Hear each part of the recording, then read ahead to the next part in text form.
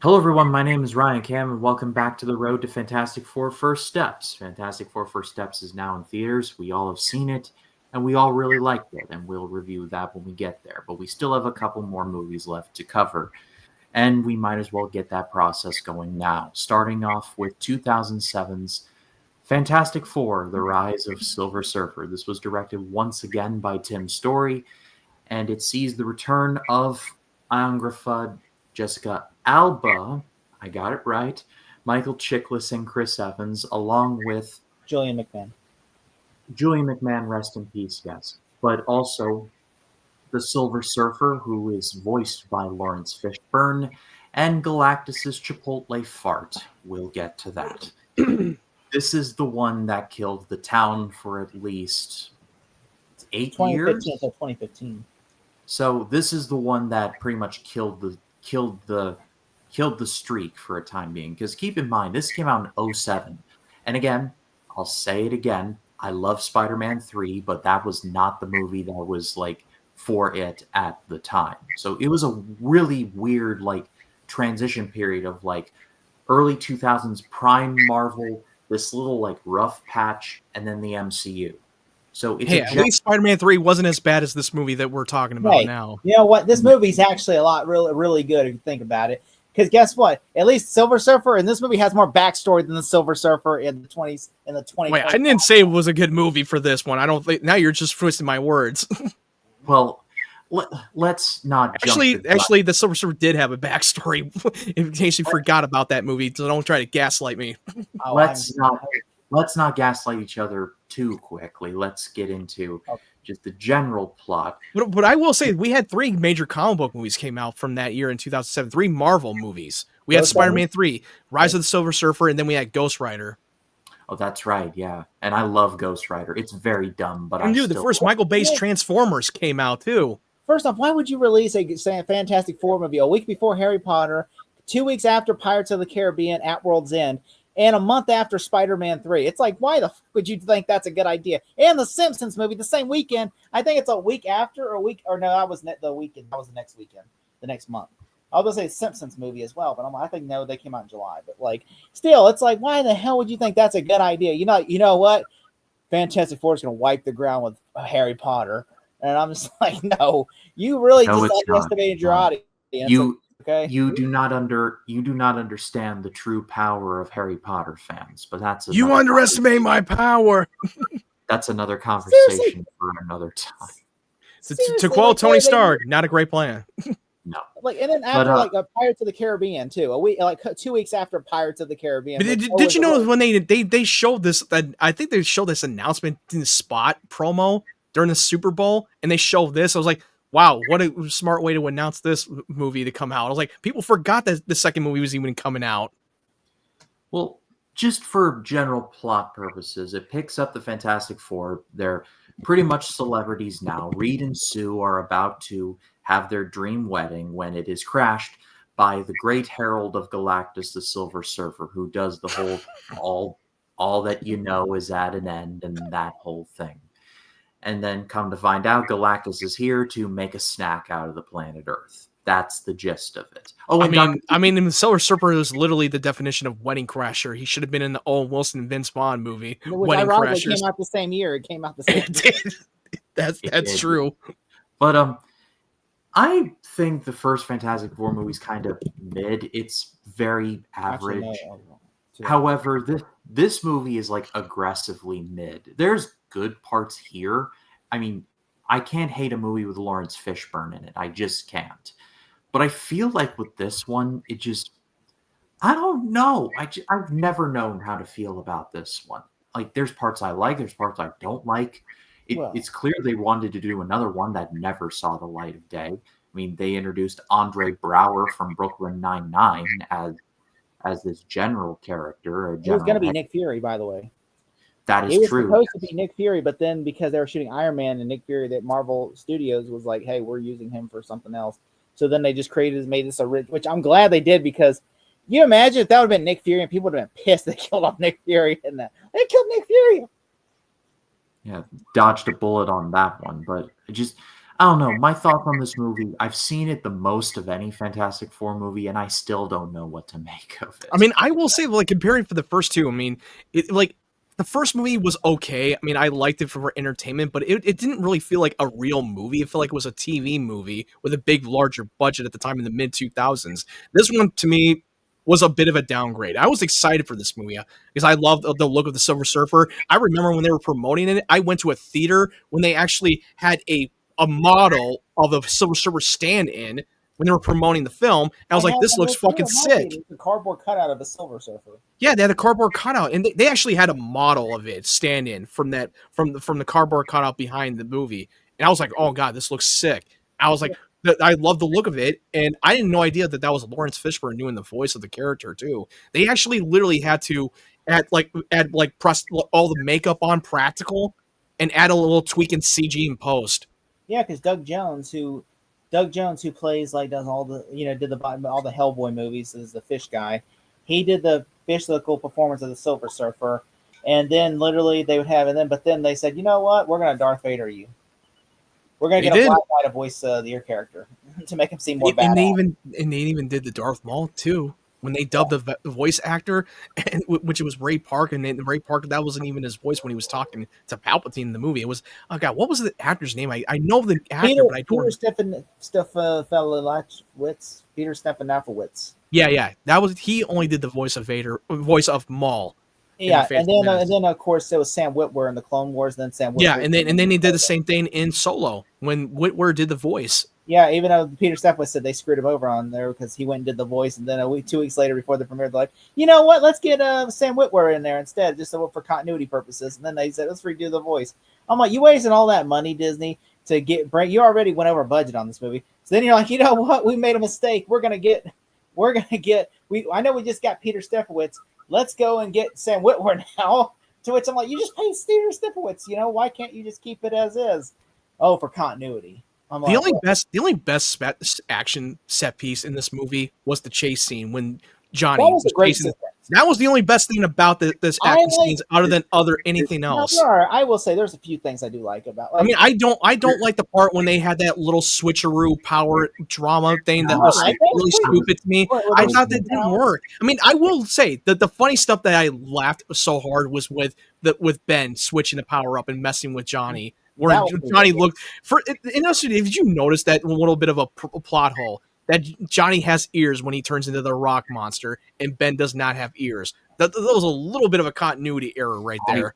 I never noticed, and it fits, and his clothes fits, and it doesn't tear apart. Apparently, yeah. Which I will say this though, okay, to help Matt. And also the wedding drama. Fucking hated the wedding drama thing. Well, that's in the comic, the wedding, Reed and Sue's wedding and stuff. That is a issue from the comics. They wanted to adapt. I know, but they did it poorly. I hated that part. It was really stupid. I hate it. I thought the wedding was that it's comic accurate. The only problem is it wasn't that good. Just because you could do it doesn't mean you should. I will say some things I will give Matt points to, where is with Dr. Doom. Okay, Dr. Doom. I will say when he's Victor. I thought he's great. His acting is perfect. But when I love his acting, I do. I have nothing against it. When he put on the mask, when he's on the surfboard, and he's like, "Let's all go for a little spin." I'm just like, okay. I don't understand what this is. Dude, you do realize they're trying to warn you that the board is what's drawing to Galactus. That's going to destroy your whole planet. You're not going to be a ruler any longer when that planet is gone. So what the fuck is your end goal? His end goal was so stupid. Would have been smarter though, Matt, if Doom would have flew up to Galactus and said, "I will." The only thing he did anything logic that was intelligent is when he took control over the fucking board. That's the only thing he did anything intelligent in that movie. I do like that he's playing them, which to be fair, it's and also they want him to have fully heal, so they have the Silver Surfer blasting him, and then he regenerates from his flesh, so that they don't have to go through all that bullshit trouble to put makeup all over him that he's all fucked up. Dr. Doom smarter, because the first one he's just a bad guy who's deteriorating the whole movie, plotting a revenge. While in the second one, he's actually doing science stuff. He's actually trying. What is he working on? Then you find out at the end, he's working on a thing to control the Surfer's board. That's the only thing he did anything intelligent in that movie. Which the thing that made me, what I loved about him is whenever, I thought it was so great when they took off his mask and everything, and he's and then all of a sudden, he just throws the guy across the room, and then he didn't throw it. He fucking murdered that guy. Yeah, he fucking shot me. He hand blasted lightning at him. And we got Latveria first time. Like, oh my god, we're finally got Doctor Doom's throne. Well, they did name dropped his homeland too, and he was shipping, and he was in the shipping container too.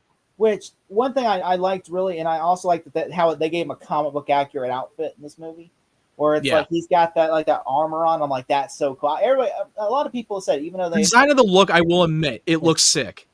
In which I will say one thing is whenever he tells the general, I'm afraid Reed was right. And then he's like, he does this and kills that guard. Also, the general's not that smart. He's really stupid and ignorant. Well, to be fair, they all believe Victor Von Doom. Okay, they all believe. Like, they all know they all believed him. But also, no, they didn't. No, Reed did not trust him. He just like, hey, we need him. What does he know about the Silver Surfer?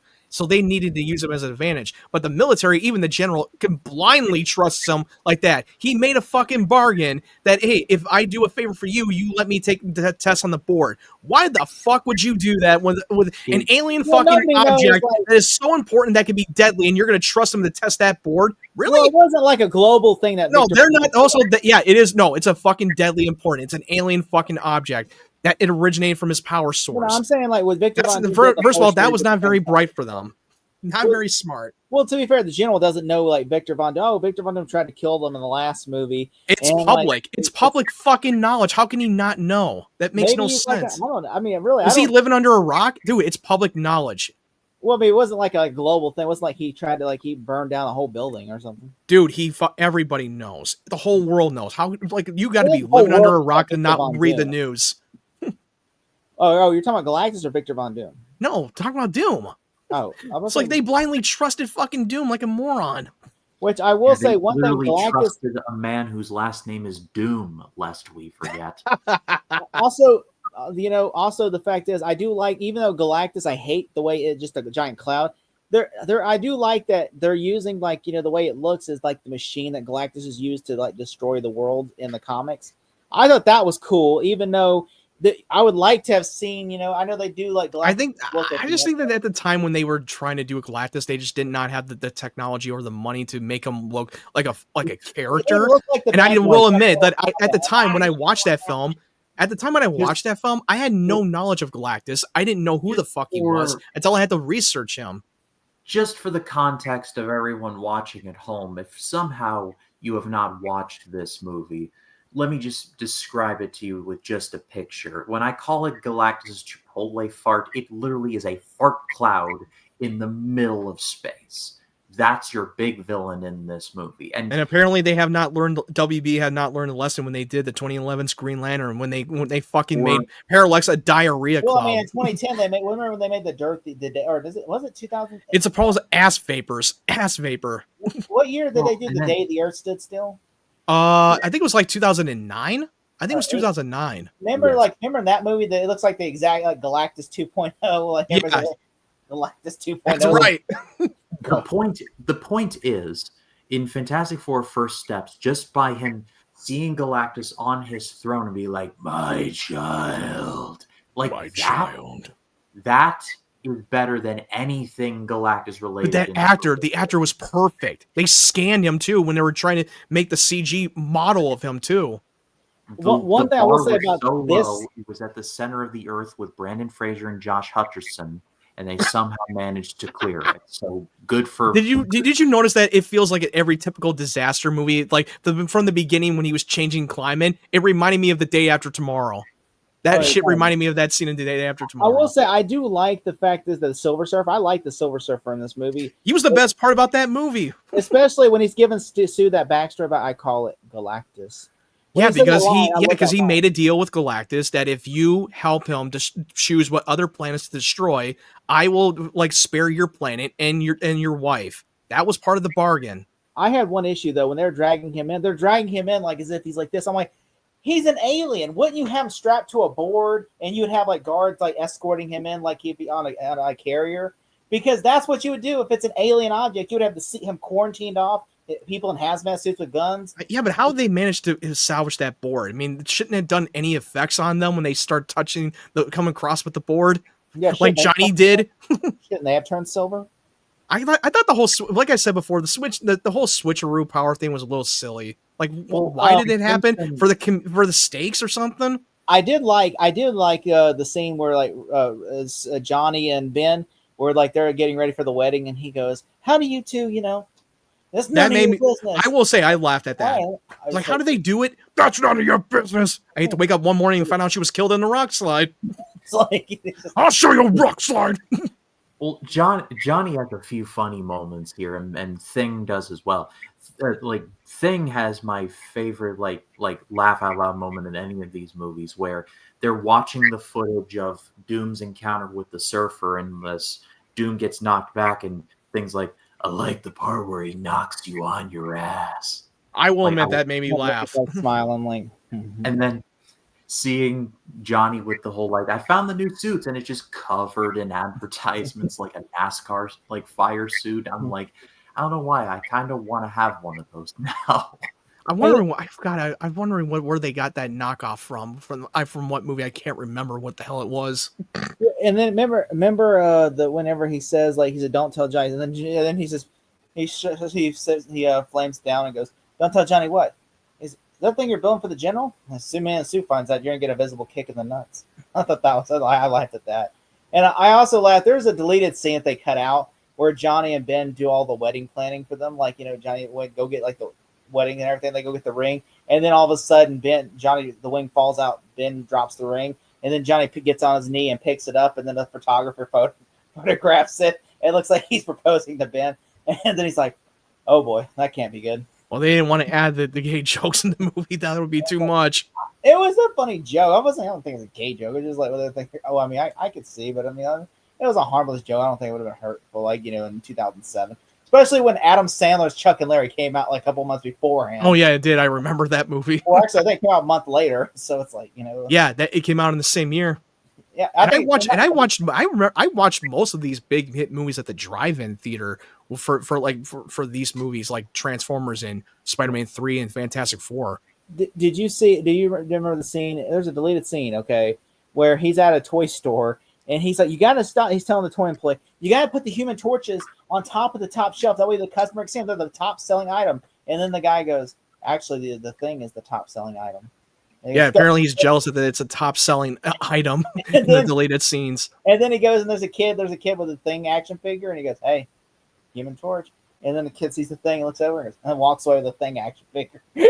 Just like, he's like, I also like this. The scene I thought was really funny was the thing wherever at the end when they're getting like in the board and he goes, "Hey Johnny, heads up," and all of a sudden he's like he does a fire and then catches that thing she throws. I find it very funny that Sue became the voice of reason for Norrin to get him to change his mind because like you're the reminder of my loving wife, so that's why. Yeah, and well, I will say. Everything with the Silver Surfer, I actually really like.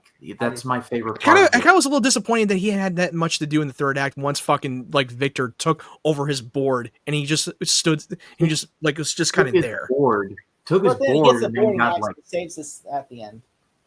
Yeah, and then he got tortured, and then it was like finally it'll be like I will no longer serve. I'm like, well, this was very sudden. Like, yeah, and suddenly he could destroy him with one fucking big blast from his board. That you can destroy Galactus, a space god. Well, to be fair, he can't do that in the comics. Dragon Ball, like, give me your energy, raw, like something like that. which I will say. I mean, I can't really say nothing against the new one, only because I do prefer his version of the Silver Surfer versus hers. Only because well, here's the thing: you're preferring that they're two different characters. Yeah. Shalabal was the wife of Norrin Radd in the comics. They're not like they didn't do any swapping. This is a different Silver Surfer, which is Shalabal, the wife of Norrin Radd.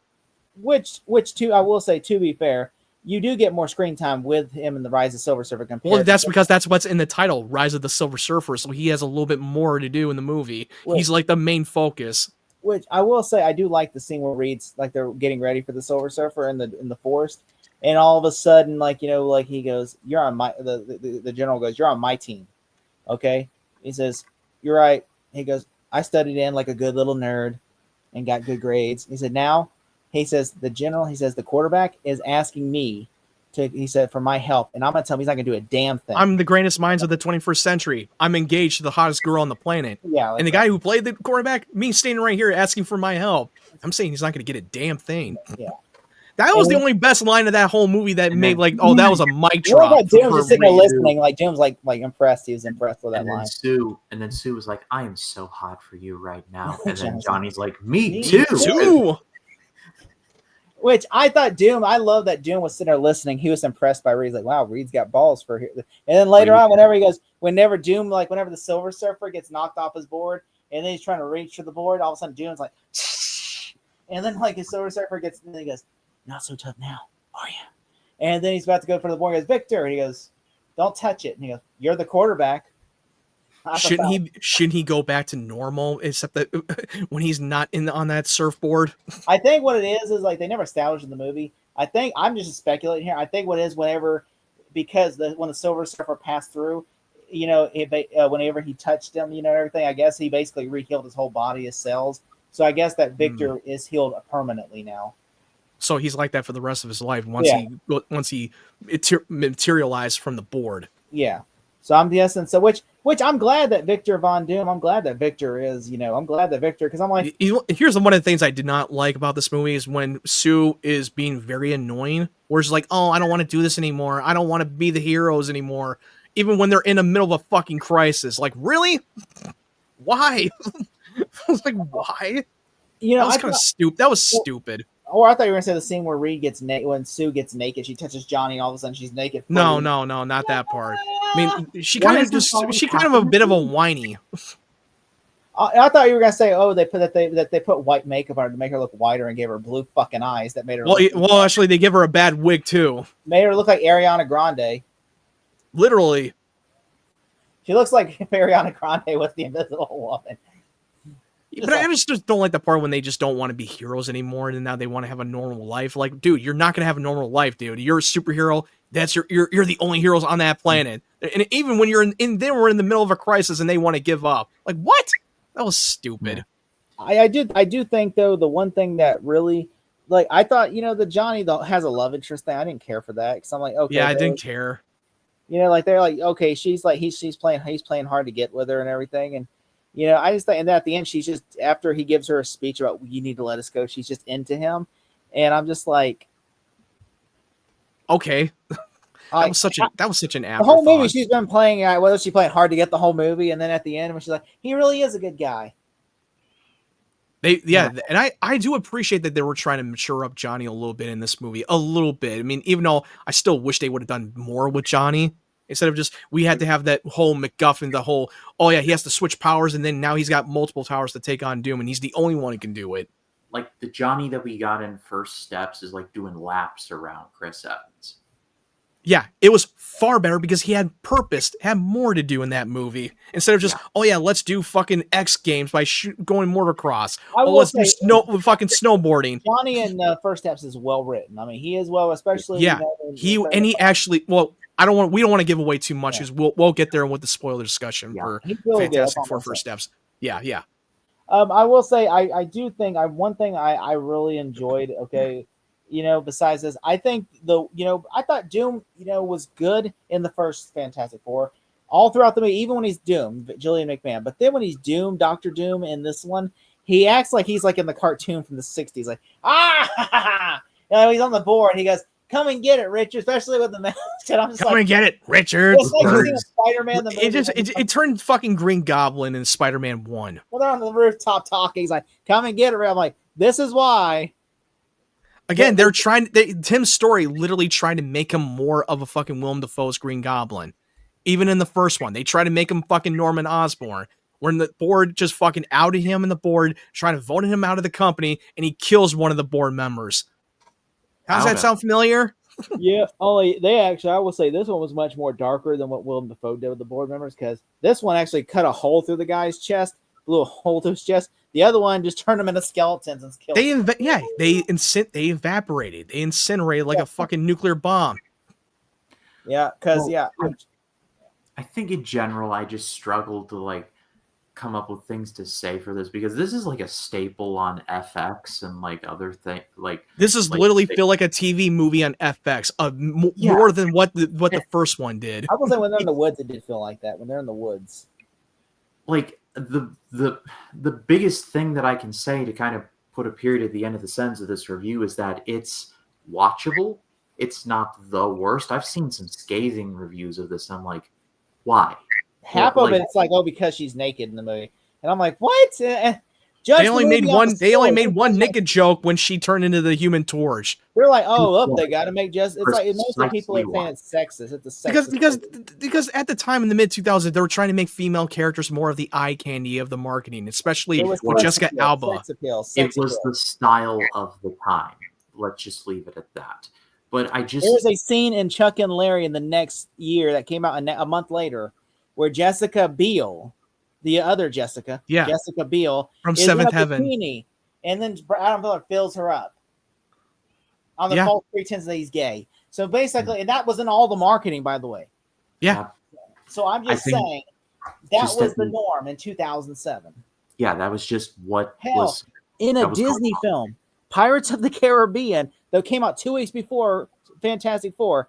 The Elizabeth Swann has no panties on. So basically, and then they're looking up through a peephole going, I see Elizabeth. That's true. So I'm just saying, that's in a Disney movie in 2007.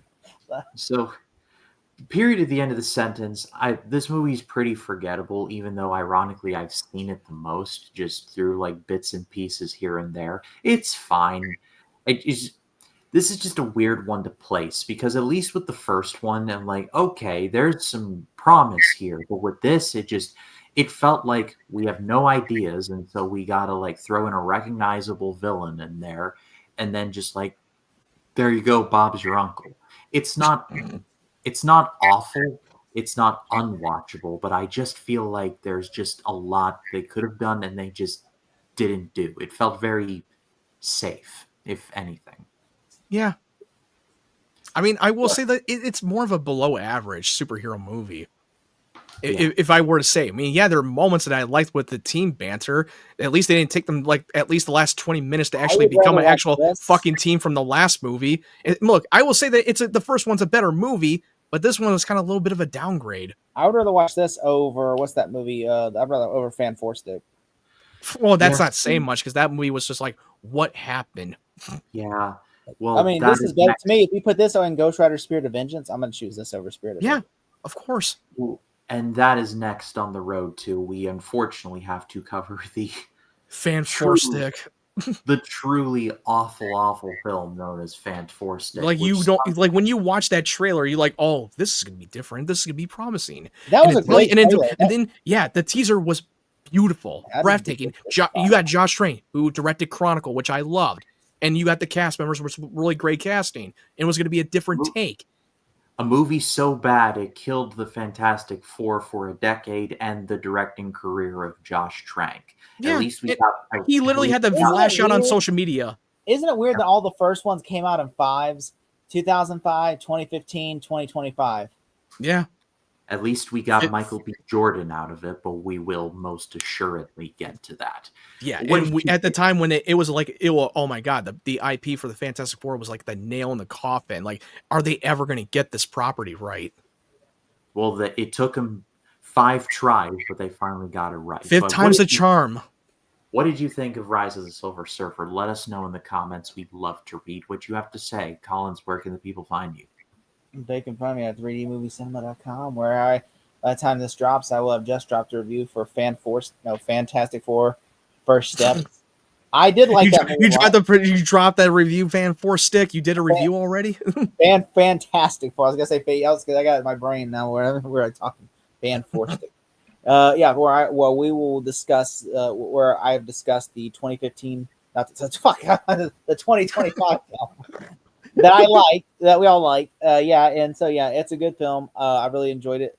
Can't wait to see it. I gave it a B+. I gave it an A+. Actually, no. But you can find it at 3dmoviecinema.com. Boom. All right, Matt, what about you? You can find my YouTube channel at MattWyan92. I also dropped a review for a non-spoiler review for Fantastic Four First Steps, and I did a trailer reaction to Peacemaker Season 2.